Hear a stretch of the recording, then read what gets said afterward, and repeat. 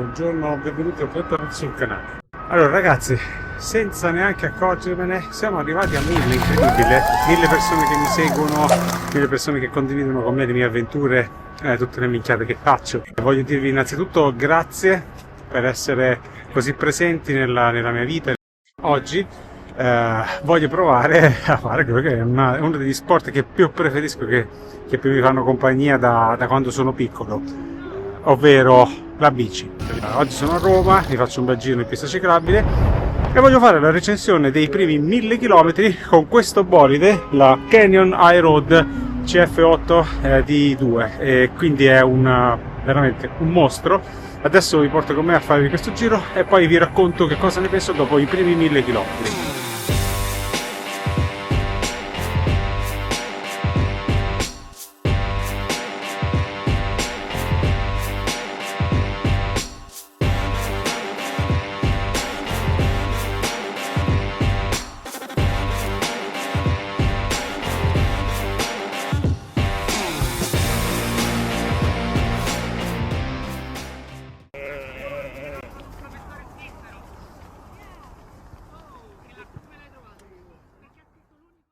Allora ragazzi, giro fatto oggi, una buona serie di ripetute, 6 km in Z2 Z3 e cosa vi posso dire, insomma il ginocchio ancora non è perfetto, ma oggi non sono qua per parlare del mio ginocchio, ma sono qua per parlare del bolide. Allora, dopo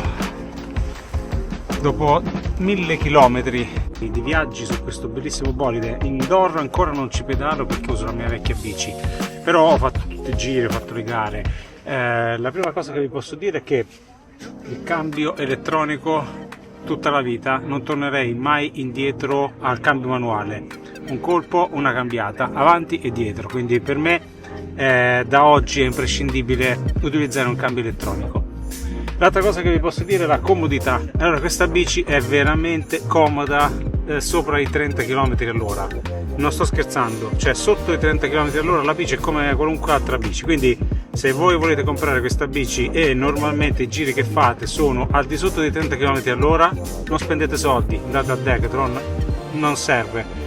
Se però voi invece vi spingete oltre i 30, noterete che dai 29-30 km all'ora in su questa bici prende proprio un'altra piega, inizia a essere precisa, comoda, affidabile, dritta. Sopra i 35 km all'ora viaggia, che è una meraviglia, è una cosa incredibile. Sopra i 35-40 km all'ora proprio è il suo territorio, ed è quello che io in gara tengo come media, 35-40 km all'ora, diventa un missile. L'altra cosa che vi posso dire, come accessori ci sono queste bellissime borracce aerodinamiche con il portaborracce suo.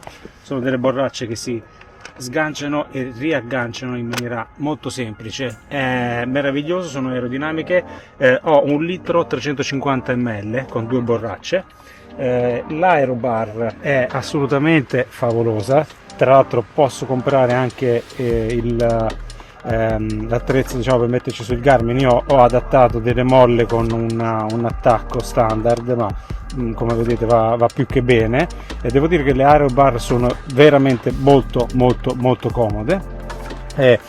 Il profilo delle ruote che ho preso, il 62, è perfetto, nel senso che per quello che devo fare io non mi dà nessun problema durante la gara, quando c'è un vento contrario, quando c'è un vento trasversale. Devo dire, non mi sono accorto mai di avere dell'instabilità col vento. Altre cose che vi posso dire: il telaio fantastico, un carbonio eccezionale, veramente con dei tagli allucinanti di aerodinamica. So che hanno lavorato molto in galleria del vento e devo dire che si nota tantissimo. Io in Z2 supero i 30 km all'ora senza nessun problema.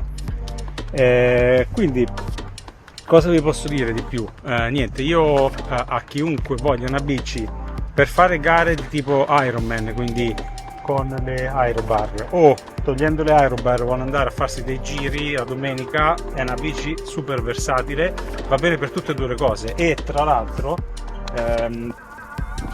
il manubrio si può regolare sia in altezza, qua ci sono degli spessori che si possono togliere e mettere, sia in larghezza. Qua ci sono 2 viti qua sotto che possono allargare o stringere il manubrio, per cui se guardiamo anche la sezione delle gomme, possiamo raggiungere anche un 38 secondo me tranquillamente. Questa diventa una gravel, quindi è una bici che posso utilizzare veramente per qualsiasi tipo d'uso. Cambio le gomme, allargo il manubrio, lo abbasso, lo alzo in base alle mie esigenze e diventa una gravel, cioè una bici da crono, una bici da strada aero e una gravel. È eccezionale. Quindi dopo 1000 km vi posso dire che sono effettivamente molto contento, molto soddisfatto della pista. E intanto grazie se avete visto il video fino a qua, probabilmente vi è piaciuto, vi interessano i miei contenuti. Io vi chiedo di fare un like al video e di iscrivervi al canale. Alla prossima!